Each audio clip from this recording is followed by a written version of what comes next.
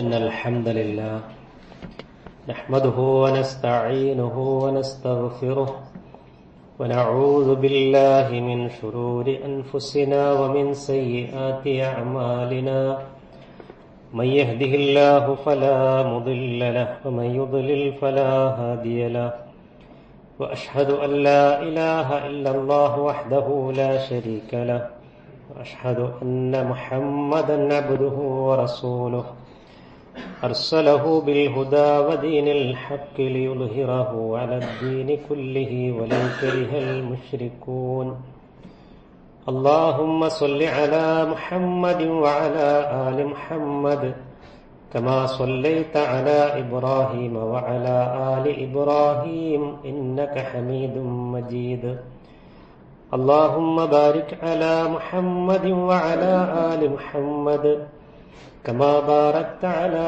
إبراهيم وعلى آل إبراهيم إنك حميد مجيد أما بعد فإن خير الكتاب كتاب الله وخير السنن سنن محمد صلى الله عليه وسلم وشر الأمور محدثاتها وكل محدثة بدعة وكل بدعة ضلالة وكل ضلالة في النار أعوذ بالله من الشيطان الرجيم يا أيها الذين آمنوا اتقوا الله حق تقاته ولا تموتن إلا وأنتم مسلمون بسم الله الرحمن الرحيم إن الذين يتلون كتاب الله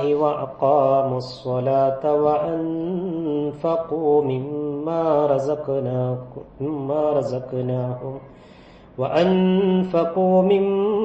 رزقناهم سرا وعلانية يرجون تجارة لن تبور സ്നേഹാദരണീയരായ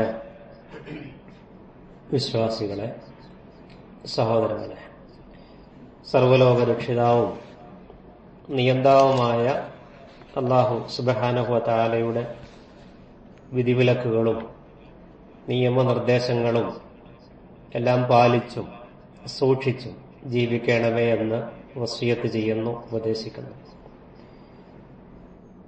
അല്ലാഹു സുബ്ഹാനഹു വ തആല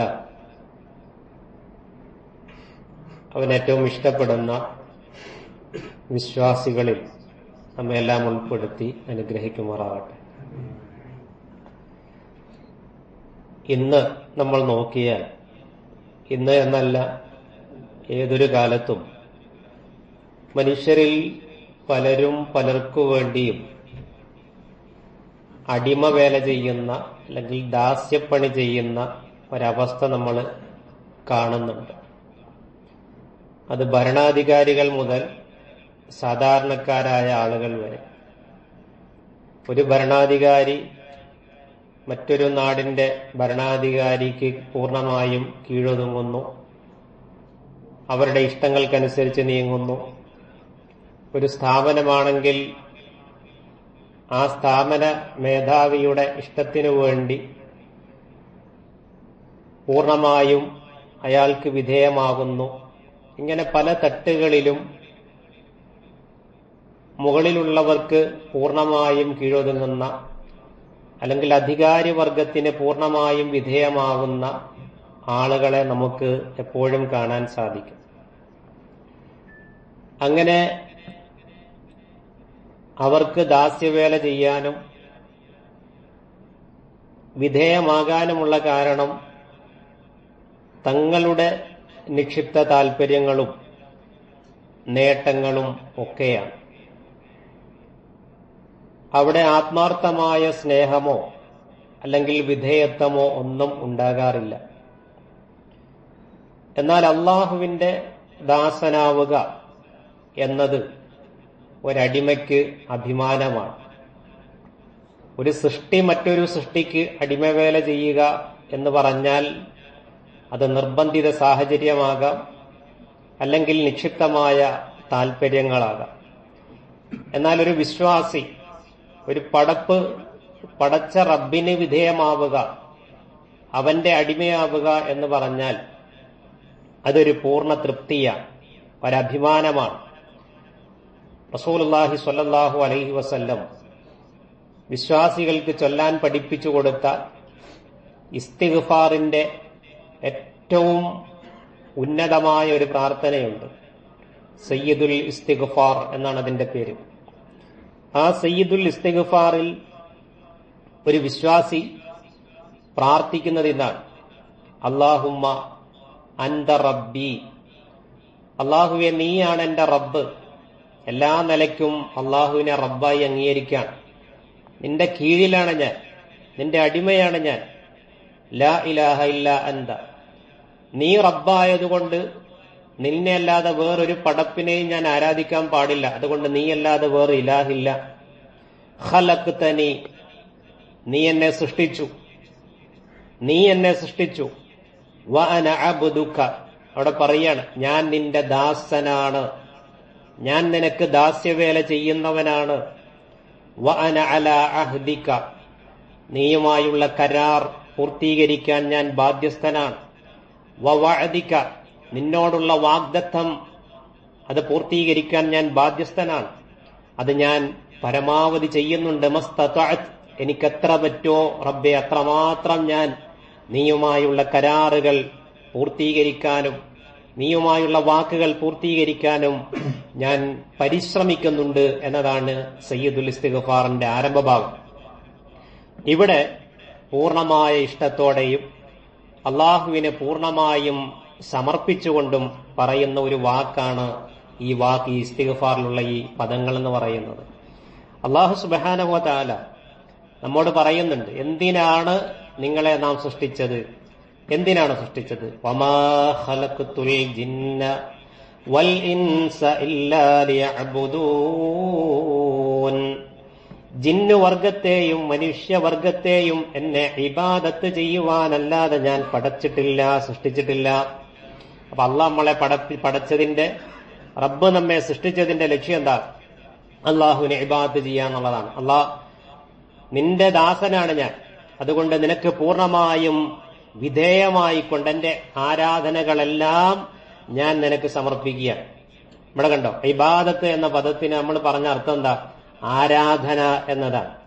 ആരാധന എന്ന് പറയുമ്പോൾ നമ്മുടെ മനസ്സിൽ പെട്ടെന്ന് വരിക നിസ്കരിക്കുക, നോമ്പെടുക്കുക, സക്കാത്ത് കൊടുക്കുക, ഹജ്ജ് ചെയ്യുക, ഇങ്ങനെയുള്ള കാര്യങ്ങളൊക്കെയാണ്. ആരാധന എന്ന മലയാള പദത്തിൽ ഇബാദത്ത് എന്ന വാക്ക് ഒരിക്കലും പരിമിതമല്ല.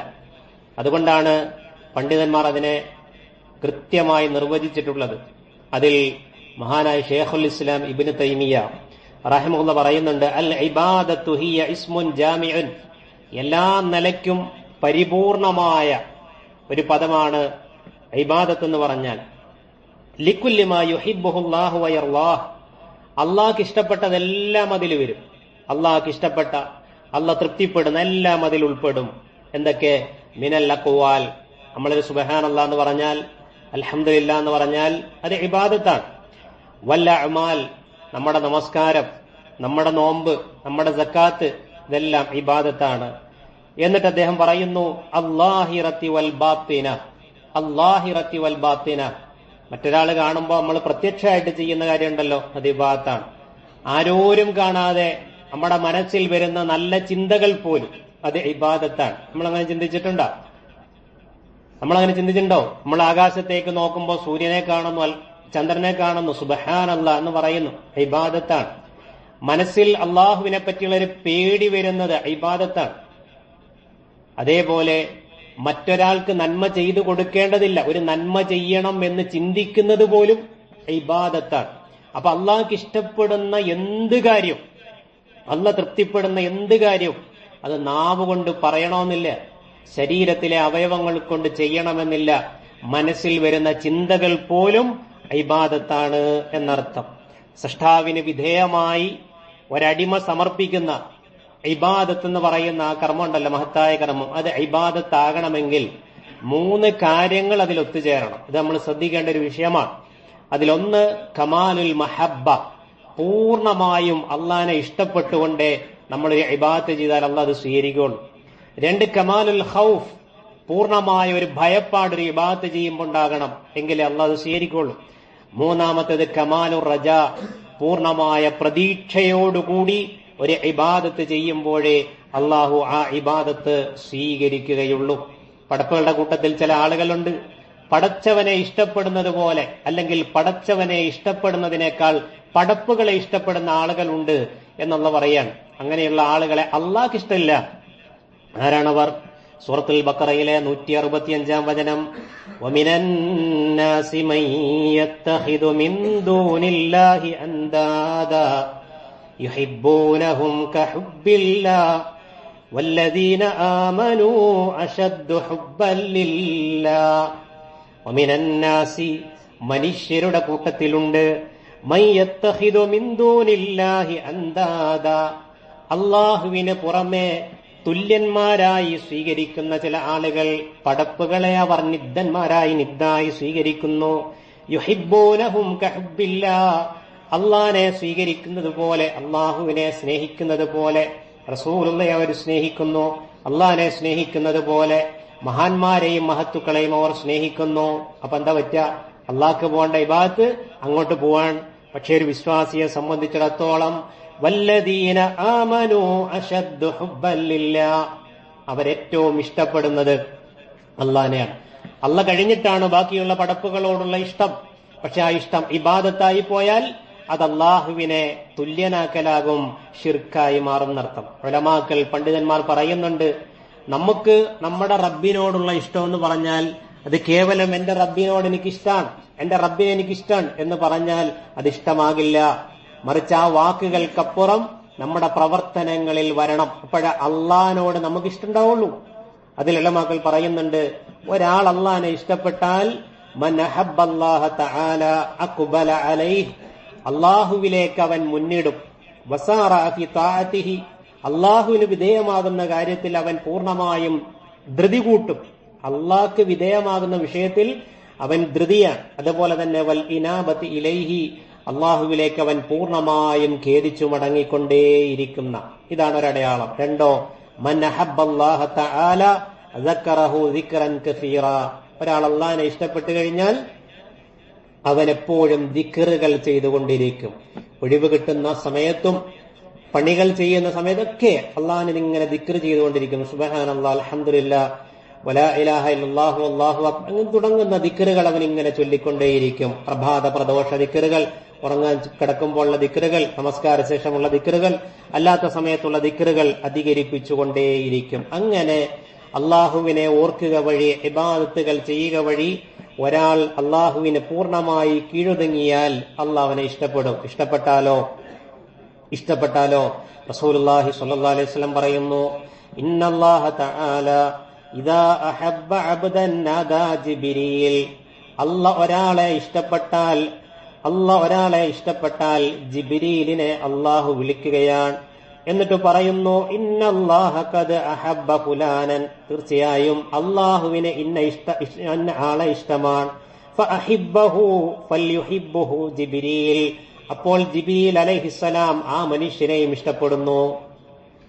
പിന്നെയോ ജിബ്രീൽ അലൈഹിസ്സലാം ആകാശലോകത്തുള്ള മലക്കുകളൊക്കെ വിളിച്ചിട്ട് പറയും, അള്ളാഹ്ക്ക് ഈ മനുഷ്യനെ ഇഷ്ടമാണ്, എനിക്കും ഈ മനുഷ്യനെ ഇഷ്ടമാണ്, അതുകൊണ്ട് നിങ്ങളെല്ലാം ഈ മനുഷ്യനെ സ്നേഹിക്കുക എന്ന് പറയുമ്പോൾ എല്ലാ മലക്കുകളും ആ മനുഷ്യനെ ഇഷ്ടപ്പെടുകയാണ്.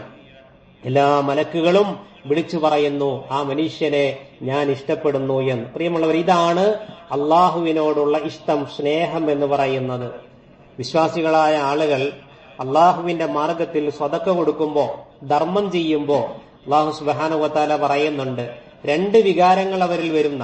ഒന്ന്, അള്ളാഹുവിന്റെ ഇഷ്ടമാണ് അവര് ഒരു സ്വതക്ക കൊടുക്കുമ്പോൾ പ്രതീക്ഷിക്കുക.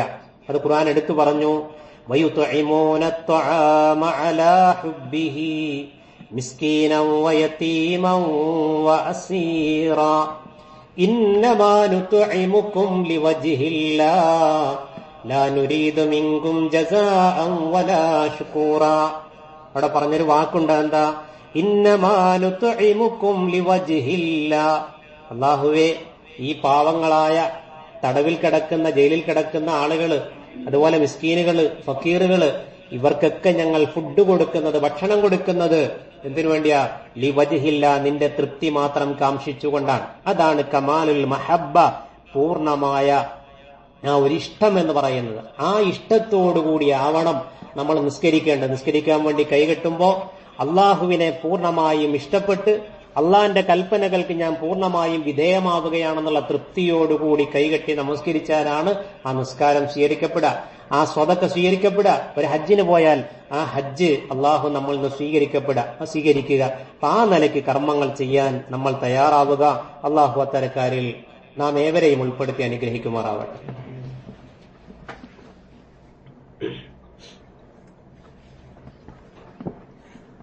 അൽഹംദുലില്ലാഹ് വസ്സലാത്തു വസ്സലാമു അലാ റസൂലില്ലാഹ് വഅലാ ആലിഹി വസഹ്ബിഹി അജ്മഈൻ. അമ്മാ ബഅദ്. ഇത്തഖുല്ലാഹ ഇബാദല്ലാഹ്. സ്നേഹാദരണീയരായ വിശ്വാസികളെ, അല്ലാഹു സുബ്ഹാനഹു വ തആലയുടെ നിയമങ്ങൾക്കും വിധിവിലക്കുകൾക്കുമെല്ലാം വിധേയരായി ജീവിക്കണമേ എന്ന് ഒരിക്കൽ കൂടി ഉണർത്തുകയാണ്. നിത്യജീവിതത്തിൽ ഇബാദത്തുകൾ ചെയ്യുന്ന നമ്മെ സംബന്ധിച്ചിടത്തോളം നമ്മൾ വളരെയേറെ ശ്രദ്ധിക്കേണ്ട ചില പോയിന്റുകളാണ് ഖുതുബയിലൂടെ സൂചിപ്പിക്കുന്നത്. ഒരു ദിവസം രാവിലെ എഴുന്നേറ്റാൽ അൽഹംദുലില്ലാഹില്ലദീ അഹ്യാന ബഅദമാ അമാതനാ വ ഇലൈഹിൻ നുശൂർ എന്ന പ്രാർത്ഥന കൊണ്ട് തുടങ്ങി നമ്മൾ ചെയ്യുന്ന ഏതൊരു സൽപ്രവർത്തനങ്ങളും നല്ല നിയ്യത്തോടു കൂടിയാകുമ്പോൾ അതെല്ലാം ഇബാദത്താണ്. അപ്പൊ ആ ഇബാദത്തുകൾ നമ്മളിൽ നിന്ന് നമ്മുടെ റബ്ബ് സ്വീകരിക്കണമെങ്കിൽ അള്ളാഹിനെ പൂർണ്ണമായും ഇഷ്ടപ്പെട്ട് നമ്മളത് ചെയ്യണം എന്നാണ് പറഞ്ഞത്. ആ ഇബാദത്തിനെ പൂർണ്ണമായും തൃപ്തിപ്പെട്ട് ചെയ്യണം എന്നാണ് പറഞ്ഞത്. രണ്ടാമത്തത് കമാലുൽ ഖൗഫാണ്. നമ്മൾ നിസ്കരിക്കുമ്പോൾ പടച്ചോനെ, നാളെ ഞാൻ നിസ്കരിക്കാത്തതിന്റെ പേരിൽ എന്നെ നീ നരകത്തിലിടരുത്. അല്ലേ, ഞാൻ നിസ്കരിച്ചു, ഇത് സ്വീകരിക്കേണ്ട നീയാണ്, അത് സ്വീകരിക്കപ്പെടാതെ പോകരുത്. ആ ഒരു പേടിയുണ്ടല്ലോ, അത് സ്വീകരിക്കപ്പെടാതെ പോകരുത്, അത് നീ ഇത് സ്വീകരിക്കണം. ഞാൻ 1 മാസം നോമ്പെടുത്തു, അള്ളാഹ് എന്റെ നോമ്പ് നീ സ്വീകരിക്കണം. റമദാനിൽ ഞാൻ ഒരുപാട് കൊടുത്തു, അള്ളാഹ് നീ അത് സ്വീകരിക്കണം. അത് എന്റെ റബ്ബ് സ്വീകരിക്കാതായി പോവോ?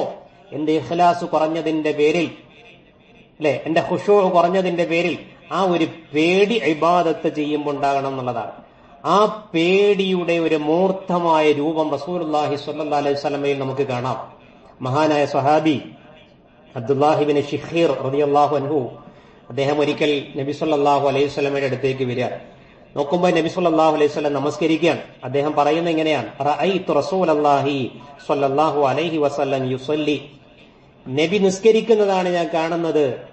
നബി നിസ്കരിക്കുമ്പോ വഫീ സ്വദ്രിഹി അസീസുൻ കഅസീസി റഹാ മിനൽ ബുകാ. 2 രൂപത്തിൽ ആ ഹദീസ് വന്നിട്ടുണ്ട്. ഒന്ന്, ഈ ചീനച്ചട്ടി, എണ്ണ തിളയ്ക്കുന്ന ചീനച്ചട്ടി ഉണ്ടല്ലോ, അതിൽ നിന്ന് വരുന്നൊരു ശബ്ദം ഉണ്ടല്ലോ, അതുപോലെ അതിലേക്കൊരൽപ്പം വെള്ളം വീണാൽ ആ ഒരു പൊട്ടുന്ന ശബ്ദം ഉണ്ടല്ലോ, അതല്ലെങ്കിൽ ചോളം പോലെയുള്ളത് നമ്മൾ അടുപ്പത്തേക്ക് ഇട്ടാൽ അത് പൊട്ടിത്തെറിക്കുന്ന ഒരു ശബ്ദം ഉണ്ടല്ലോ, അതാണ് ഇവിടെ പറഞ്ഞത്.